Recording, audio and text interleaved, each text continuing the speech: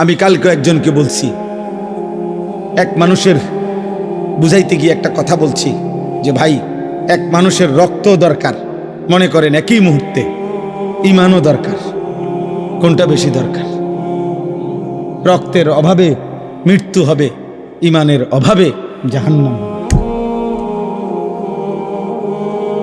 রক্ত না পেলে কি হবে? মৃত্যু হবে। কিন্তু ঈমান না পেলে জাহান্নাম। কোনটা বেশি দরকার? ঈমান বেশি দরকার। ঈমান বেশি দরকার যুবক, আখিরাত বেশি দরকার। আল্লাহ তাআলা বলেন আযাব আসবে বন্ধু, বলে দেন নিশ্চিত কেউ ঠেকাইতে পারবে না।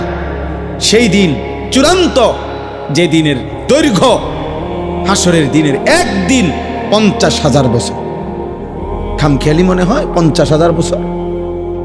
আহা, 50,000 বছর!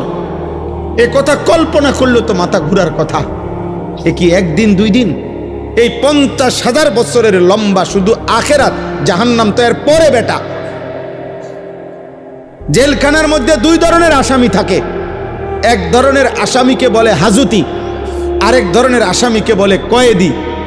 অর্থাৎ মামলা যখন হিয়ারিং চলে, শুনানি চলে, তখন যারে জেলে থাকে তারে বলে হাজতি। আর মামলার রায় হয়ে গেলে এরপরে যেই জেলখানায় থাকে ওরে কি বলে? কয়েদি বলে। আরে কয়েদি বলে। তো জাহান্নামের আযাব তো পরে, শুধু হাসরের ময়দানের আযাব যখন শুরু হবে তো সেইটারই সর্বনিম্ন মেয়াদ 50,000 বছর। হাজতি অবস্থায় আযাবের মেয়াদ কতক্ষণ? এরপরে তো রায় হবে, এরপরে না বিচার হবে, ফায়সালা হবে, এরপরে না জাহান্নাম। সেটা তো অনন্তকাল। সেটা কি? অনন্তকাল। আল্লাহ আমাকে মাফ করে দেন। ফাসবির সাবরান জামিলা।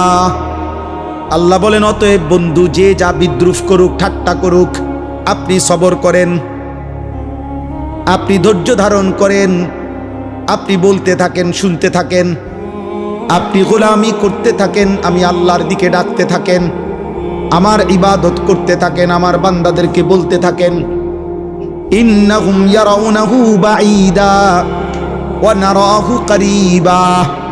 আল্লাহ বলে প্রত্যেকটা নাফরমান, বেঈমান, পাপী আখিরাতকে অনেক দূরে মনে করে, অথচ আমি আল্লাহ একদম কাছেই দেখি। নাফরমান